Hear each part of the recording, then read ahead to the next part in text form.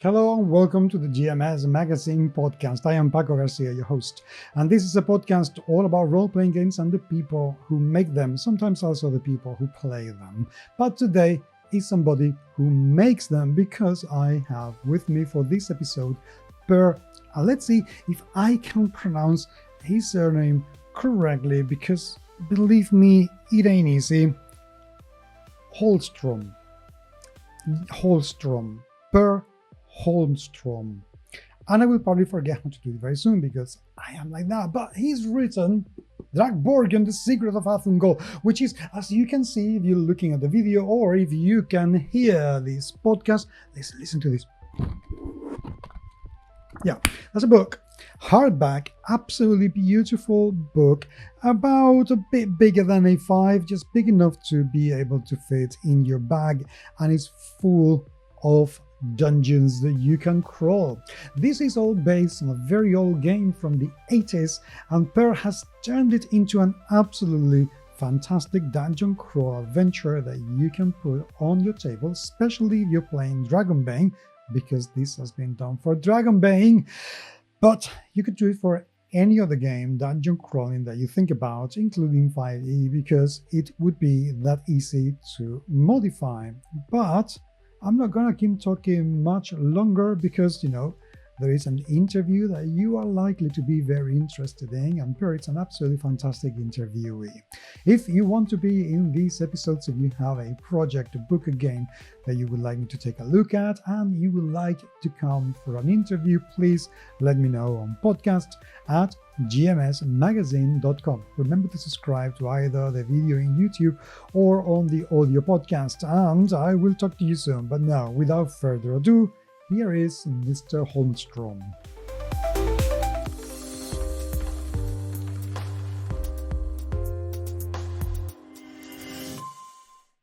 Per, welcome to the show for the second time because for Transparency Humans, I had a problem with my equipment, and this is the second time that we have started this conversation. So I know the answer, but how are you, friend?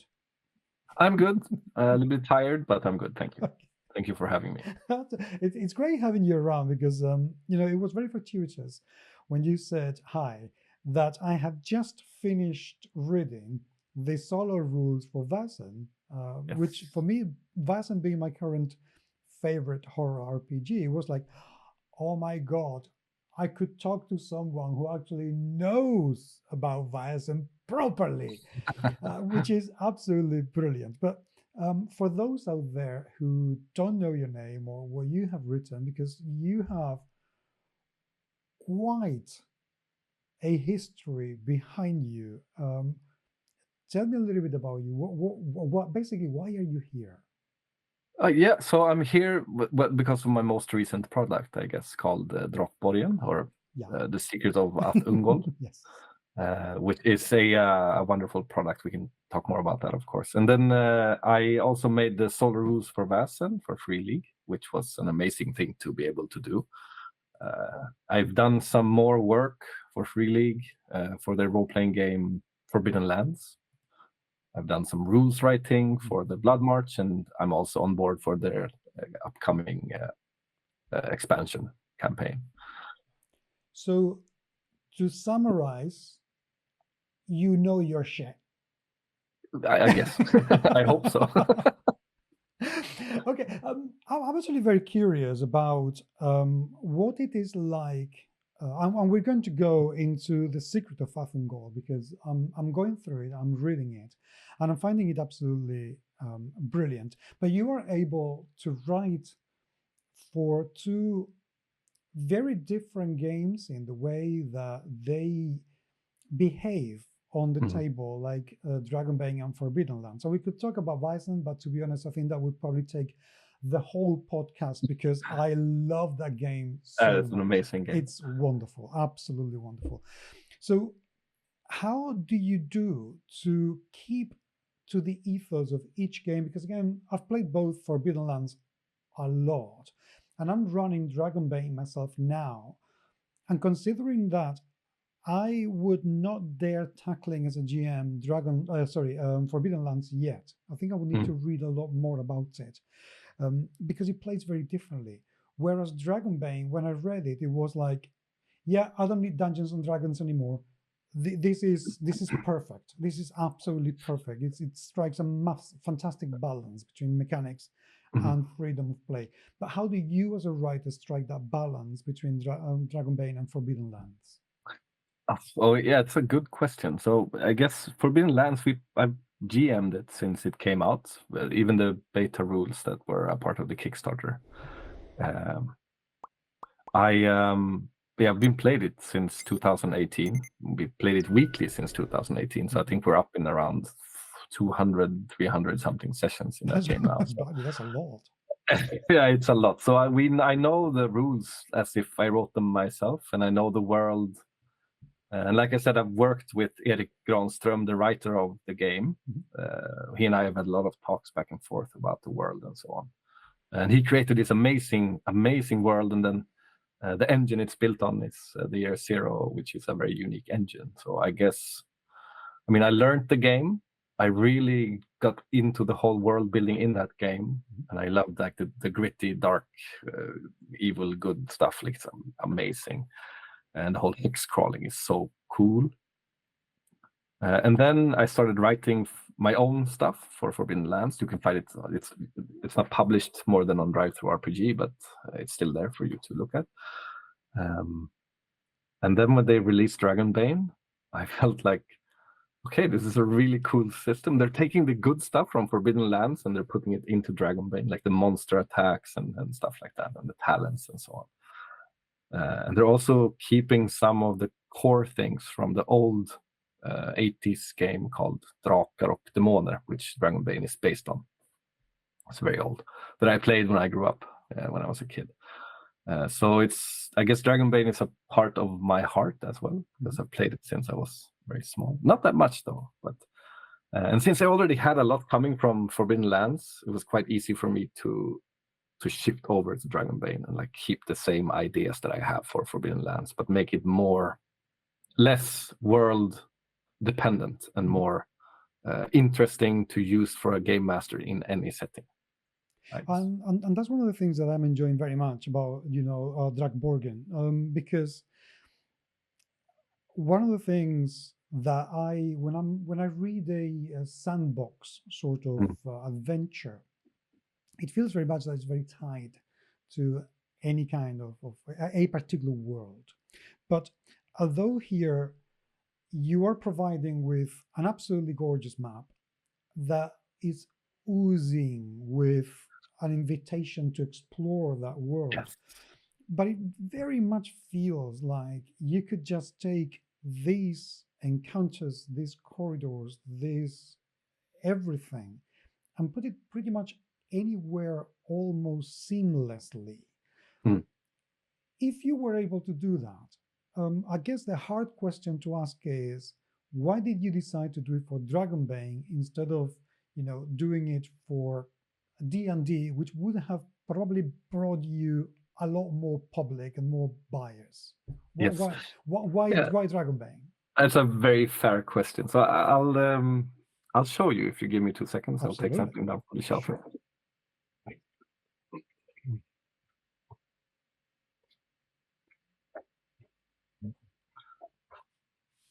All right. So this is an old board game from 1986 called Drakborgen. And most people in Sweden, where I'm from, grew up playing this game. And this was basically your introduction to any role-playing you ever played.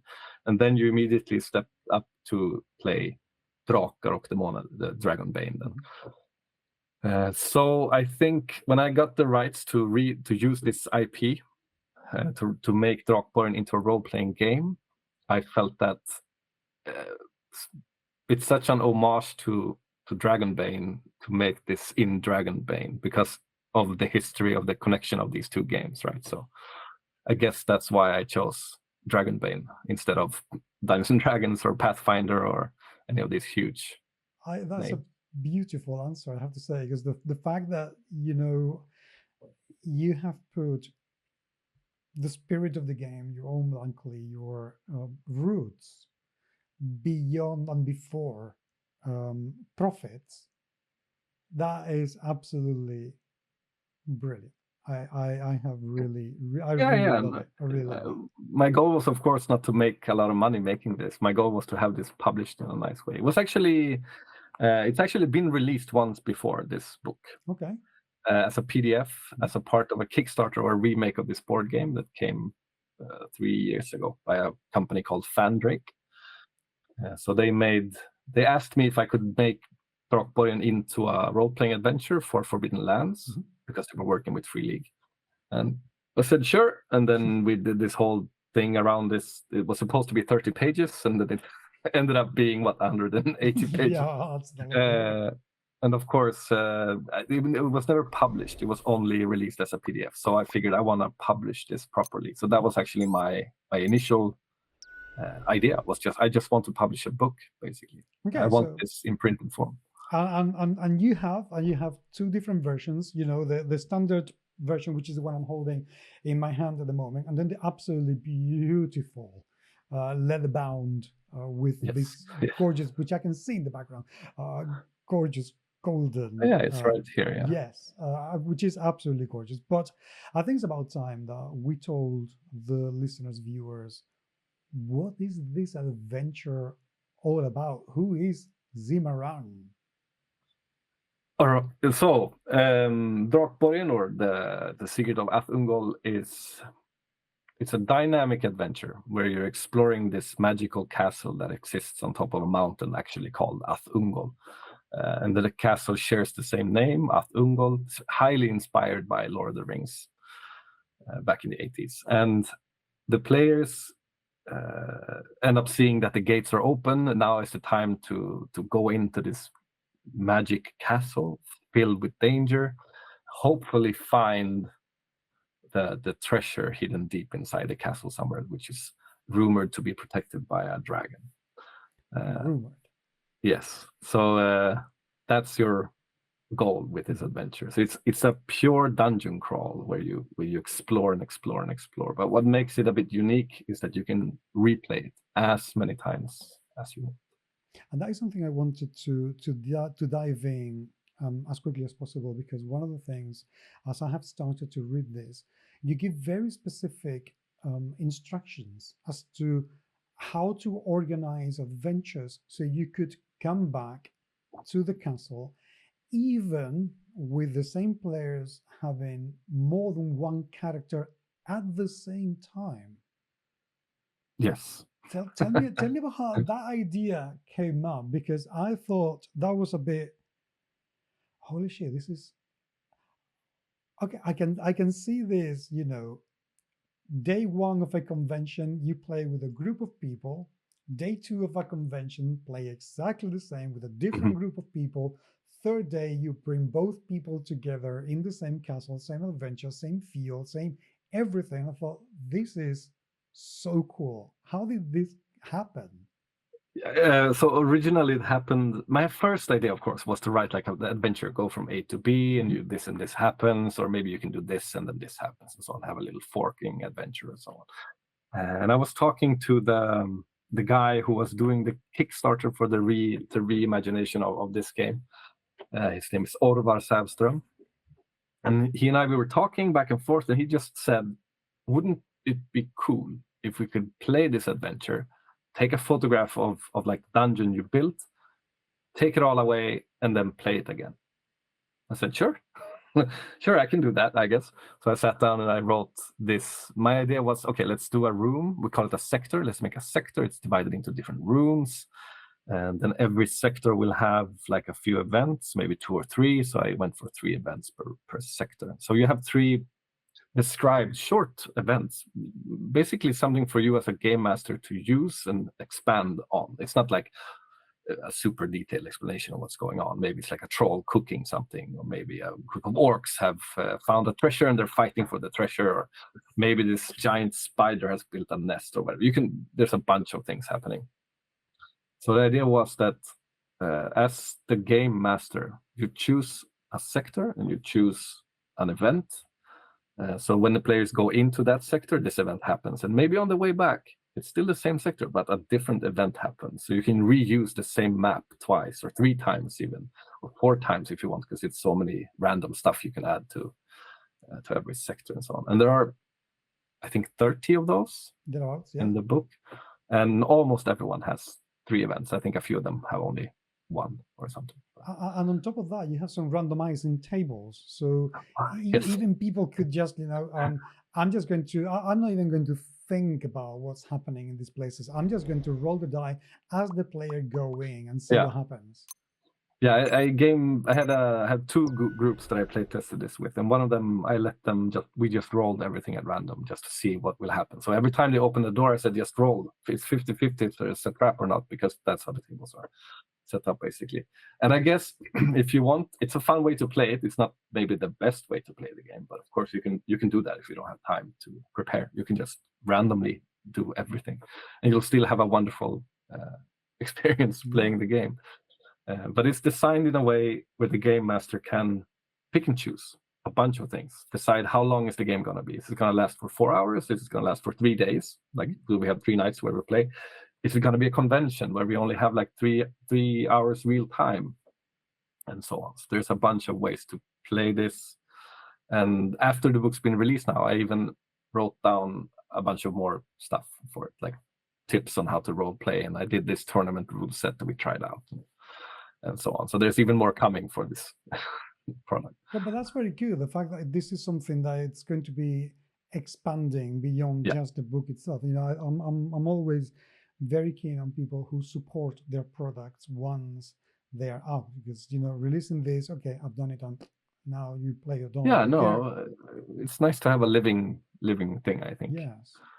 Yeah. I'm very curious about something, and I know I have to be very careful as to how I ask questions or what we say, because we don't. I would hate to give spoilers on how the adventure runs. But there's something that I am interested about, and is how does difficulty works within the whole system, because although you could go from one place to another and just go into any sector you wanted, but of course if you've gone into a sector after 7 or 8 sessions, the characters are going to be a lot more buffed up with experience. So how does the adventure handle character progression and difficulty?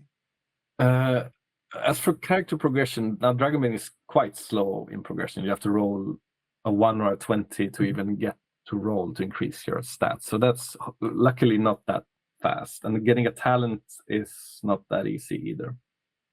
I think you have to have an 18 in a skill to get one of those abilities. So they're not called talents, they're called heroic abilities, I think. Again, mixing up Forbidden Lands with Dragonbane. But so what you do is, without spoiling too much, one of the stretch goals for the Kickstarter of this book was to redo all the traps for the castle in a way that, depending on how much time you've spent inside the castle, things become more and more dangerous.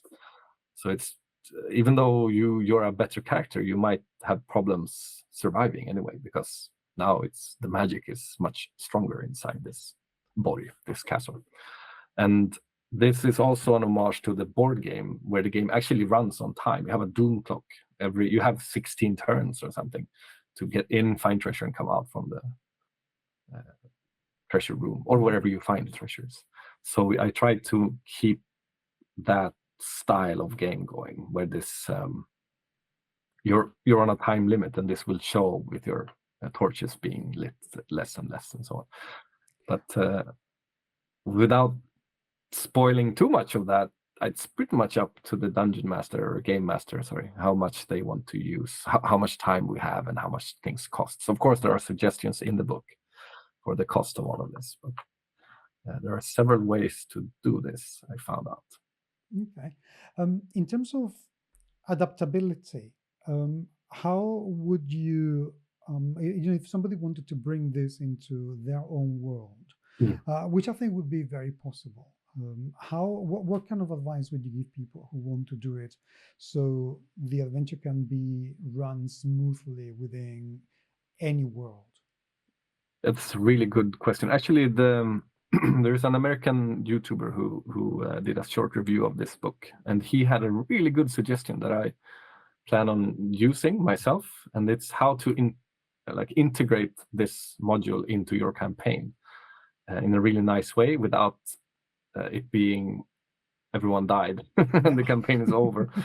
And I think what he said, one of the most important things he said, was that since this castle is filled with treasure, there's so much treasure to find.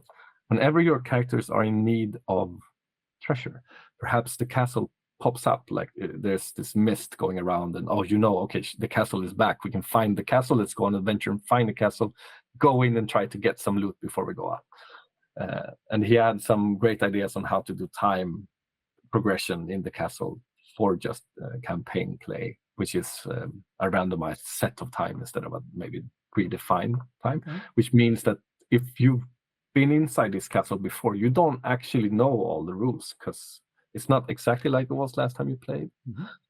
So that's one really good way to integrate, is to make it like a source for loot or money or even artifacts maybe, or if you need to get experience points and so on. I mean, you don't get experience points, but no, but it's a good kind of like a gym.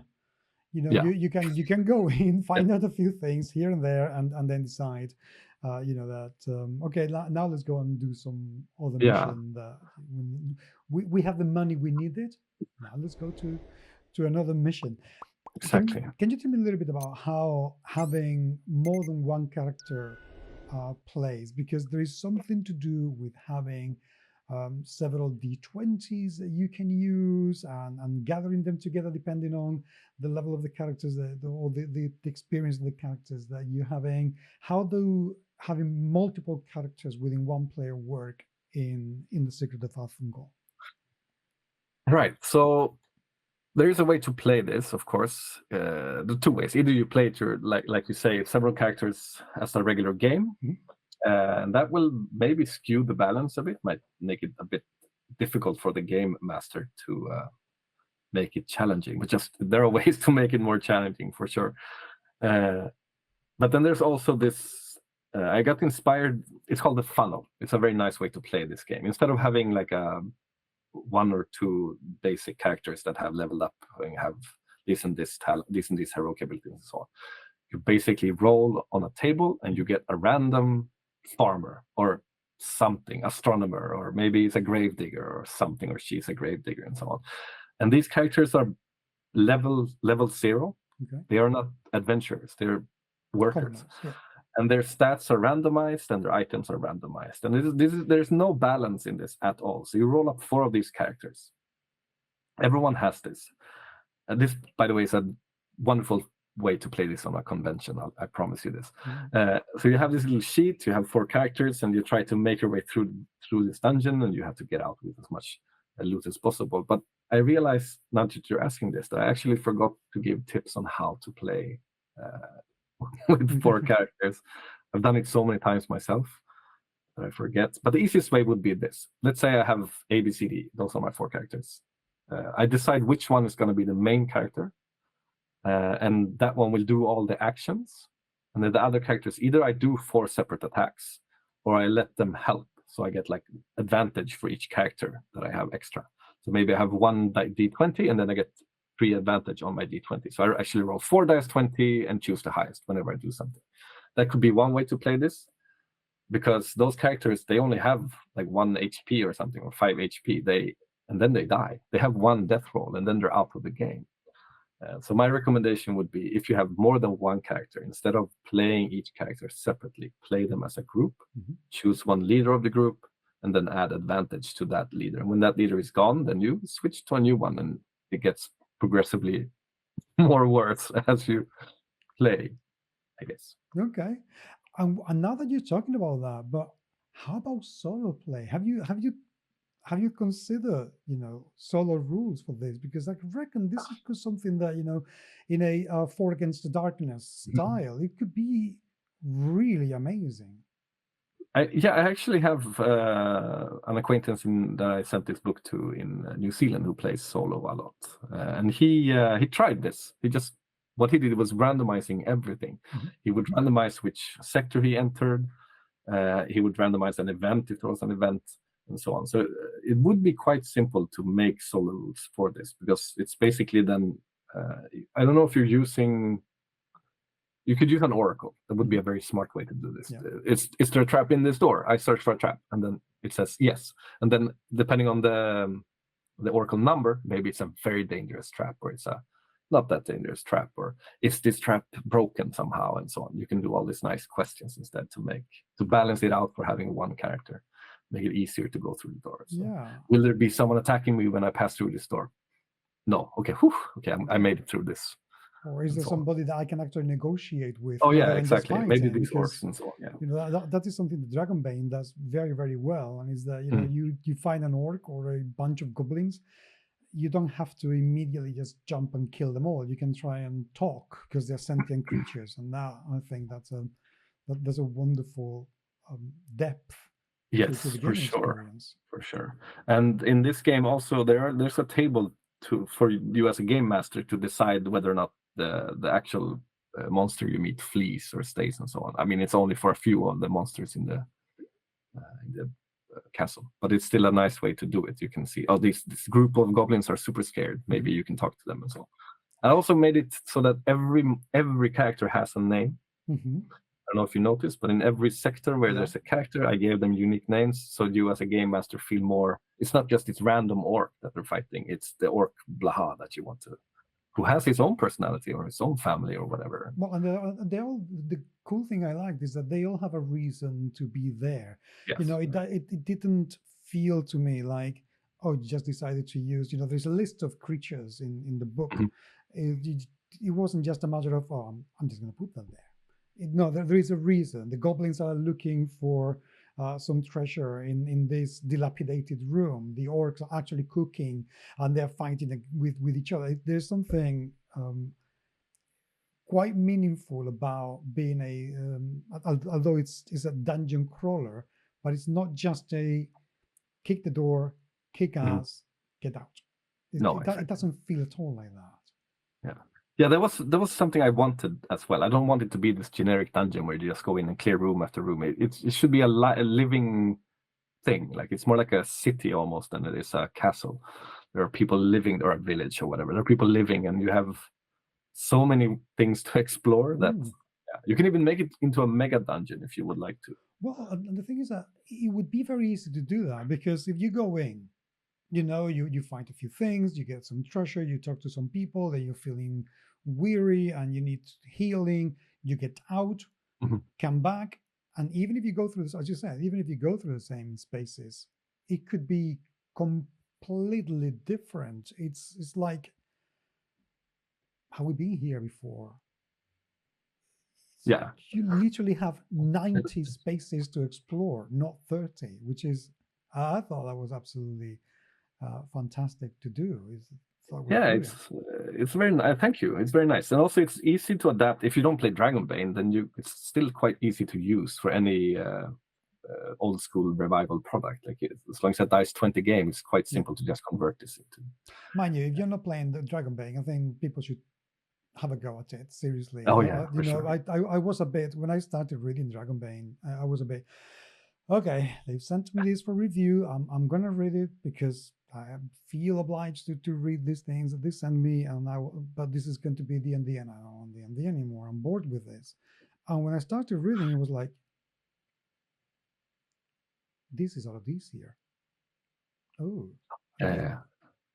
It's so easy. It's like, okay. And it has depth at the same time. That's what makes it cool. Yeah, exactly. So it was like, okay, you know, I don't care for D&D anymore, but I care about this. This is absolutely cool. So yeah, humans, if you're not playing Dragonbane yet, seriously, do yourselves a favor and take a look at it and have a go. I think you will. You can thank me later. In terms of the book itself, it looks incredibly professional. You know, because I'm a graphic artist, I look very intently at how the book has been produced. The layout, it has plenty of space, thank you for separating the paragraphs, because so often I see paragraphs one on top of the Oh other. It's yeah, like, I know. oh, this is so hard to read. I have dyslexia. Give me space. But no, you've done it. So that feels wonderful. Tell me about the publication process. How did you go about it to actually finish with such a beautiful product? First of all, thank you so much. Yeah, so this is my first. I've never published a book before. Obviously, this is my first ever product that I made. I mean, I did layout for stuff myself in Microsoft Word originally Jesus when I was Christ. releasing stuff on ttrpg and so on. Are you okay now? Did you recover from that experience? Then I found this wonderful tool called InDesign. Yeah. And I didn't actually know InDesign before I did the Kickstarter for this book. Okay. I tried it out a bit. I released some 2-page stuff for some competitions here in Sweden, just to learn the basics of the program. And then while like the Kickstarter was going, and as soon as it was finished, I just decided now's the time. I'll learn InDesign. So I think in 2 months, I basically learned everything that I needed to do a layout in InDesign in an okay way. I had some help with some friends and so on, but a lot of YouTube tutorials helped out. So I'm jokingly saying that I got paid to learn InDesign with this Kickstarter. Of course, I mean, it took a lot of time. It was working evenings, to learn this. And then I've always had like a feeling for how to put stuff together so it's nice and looks nice. I'm still not super happy with some things. But at certain point, you just have to accept that it looks the way it looks. You can go on forever, do these minor changes and so on. The first thing I chose, of course, a nice font, easy to read, but still has a good look. And then spacing of characters and like how wide do I like columns for myself. I know I could probably have condensed it a bit and made it 120 pages by making stuff smaller. But the cost was not an issue, really. I mean, I'm the one losing some money on this, but I don't care because it was paid for by the backers, so they get a better product. I lose some money, but they get a better product. And then, of course, second to this is artwork. Luckily, Alga, who owns the name Drakborgen, the IP, they let me use all of the original artwork from the 80s. It's made by Anders Jeppsson, is his name. A wonderful, beautiful artwork that he did in the 80s. It's a bit dated, but I love the style of it. But that's retro. That's cool.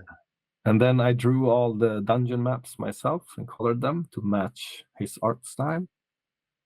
And then came the difficult part of contacting a printing firm. And I had help from Andreas Lundström, who did Windheim. And I had help from Christian, who did the map for Drakborgen, who is also a part of Nordic Skulls, who do all the maps for Windheim. And they chose to use Standard Impressa, which is the same company that Free League is using for their products. I know they deliver high-quality products. So I had a little chat with Free League about this also, asked if they wanted to help me out, and they said, no, I think we have products for 3 years for Dragonbane, so we don't have time. And then I realized I have to do everything myself. So I created a company called Grottkräl, or Dungeon Crawl in Swedish, as it means. And then I contacted the firm, and a few months later, I had 3 pallets of books waiting for me, ready to be shipped out to people. And it's an amazing journey to have done from like a Word file to a finished product that I'm really satisfied with, really happy. I think you can be very, very proud of it. Rate the experience of doing all of this, because you're a very experienced writer, of course, but publisher, this is your first thing. Yeah. What has the experience been like, 1 to 10? I would give it a 9. Okay. A wonderful experience. I'm planning to do it several more times. Again, with myself, I think I just love the challenge of creating something like this. It's a beautiful thing. I would give it a 10 if it wasn't for all the stress around it. There's so much back and forth with the printing firm. They have really high standards, which I appreciate, which means I also have to deliver something with high standards when it comes to the actual layout and color spaces and so on. Yeah, and I think color spaces can be a bit, whenever I had to work with any printer, it's like, can't I just send you the PDF and you just leave me alone and print it? Oh no. I need the proper color space. Otherwise, look, this thing here is going to be bleeding and that's going to be all flattened out. It's like, yes. So I had this wonderful experience with this. I wouldn't say wonderful, it was awful. So when they sent me the final PDF for review, on this screen that I'm using now, everything looked so yellow. Every green looked yellow. So I have a second screen over here with a different brand, and it was the same. Everything looked yellow. Even these are calibrated, it still looked wrong. Took out my phone. It's an Android phone. Same thing. Everything's too yellow. Went to my wife, took her iPhone. Same. Everything is too yellow. I go to work. I work as a teacher full time. I open this HP laptop at work. Perfect. Everything looks perfect.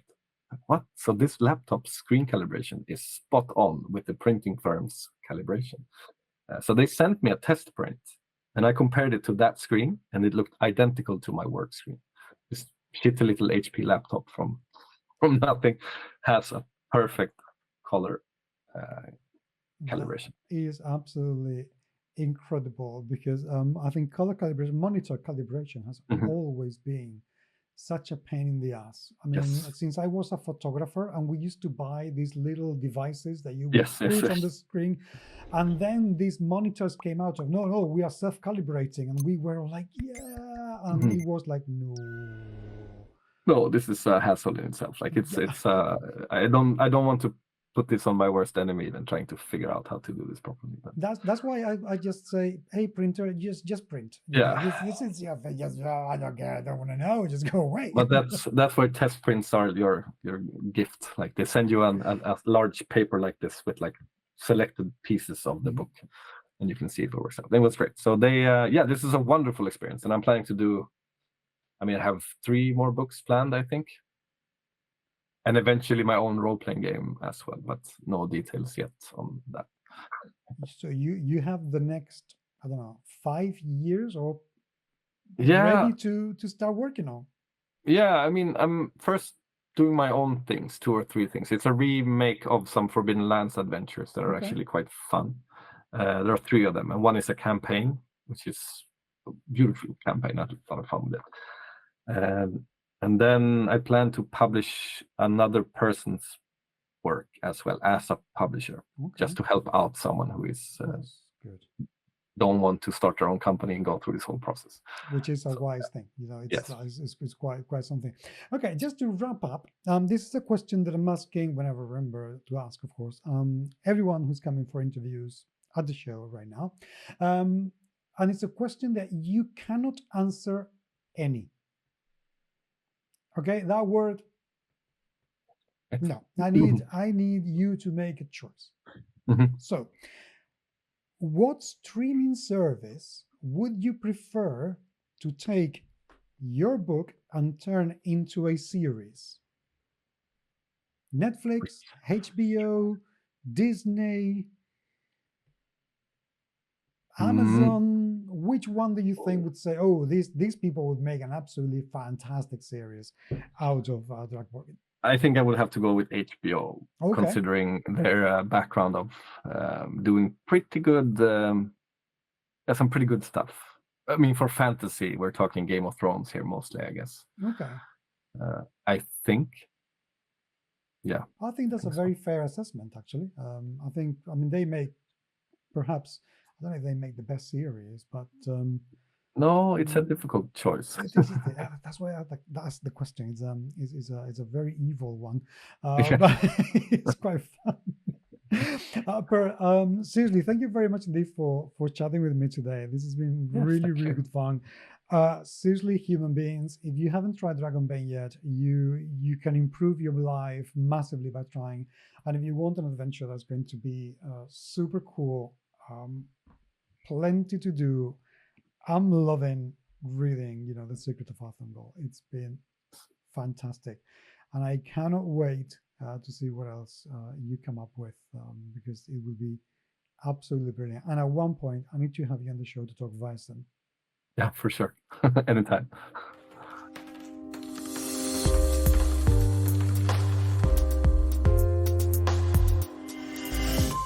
And that is it for this episode. Thank you very much indeed for being with me. It is truly appreciated. This has been a GMS Magazine production, and I have been with Per Holmström from Drakborgen, Secret of Ath Ungol for this episode. Please do take a look. Trust me, you are not going to regret it. And I will be doing the full review very soon indeed. But until the next time, if you want to get in touch, you can do it on social media. Links are in the show notes, or you can email me on podcast@gmsmagazine.com. Subscriptions matter an awful lot, so please, I'm begging you to subscribe to the YouTube channel or to the iVoox or your platform of podcast of choice, and let your friends know. And of course, if you have any questions at all, let me know and I will be more than happy to answer them as best as I possibly can. But until the next time, thank you for being there, and I will talk to you very, very soon. Take care.